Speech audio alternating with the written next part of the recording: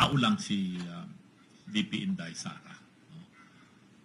Marunong magalit, maging emotional, at masapi niya yung kanyang damdamin. Doon mo makikita ang isang tunay na nagmamahal sa bayan at nagmamahal sa kanyang mga tao.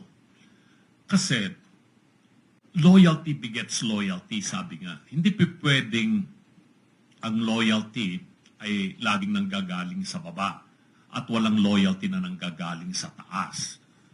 Karamihan ng mga politiko, ang tingin nila sa mga tao sa baba, empleyado nila, hindi sila mga kaalyado, hindi nila binibigyan ng kaukulang loyalty. Ang tingin nila ay political alalay.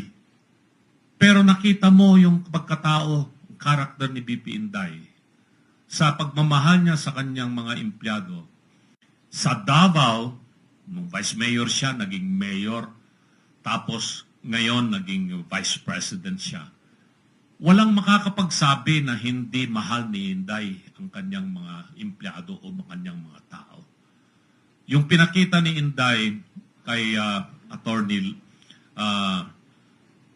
Lopez, no? Yan ay loyalty of the superior over her people. Ganyan dapat ang leader. Ang leader ay may loyalty rin sa kanyang mga nasasakupan. Hindi pwede yung presidente o vice-presidente ay wala siyang loyalty o pagmamahal sa kanyang tao. Yun ang kulang sa karamihan ng mga political leaders dito sa ating bansa. Kaya saludo ako sa kanyang naging reaksyon. Pinakita niya at pinadama niya, pinarinig niya sa sambayan ng Pilipino na hindi ko kayo pababayaan dahil tama yung ginagawa ninyo. Kung kayo ay naagrabyado, kasama niyo ako kahit man saan tayo makarating. No? And she has really shown to the whole world. Ngayon, pinag-uusapan sa buong mundo yung nangyayari sa Pilipinas. No? At marami ang sumasaludo, lalo-lalo na mga kababayan nating mga overseas workers ngayon. Ang basa ka sa social media na talagang 99.9999% ang sumusuporta kay BP Inday sa kanyang mga pronouncement, lalong-lalo na sa mga overseas Filipino workers. So, ako, I am in full agreement with the actuations of VP Inday Sara, no?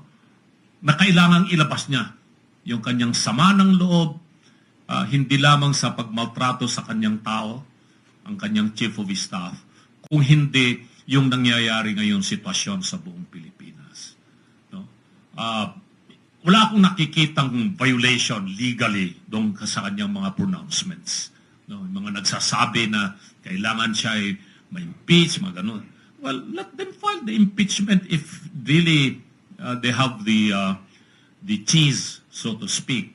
Sagutin ni Inday yan at magaling naman siyang abogado, di ba? Pero politically, I think the more than 32 million people that voted for her in the last elections would now come and rise up in order to continue supporting her in this battle.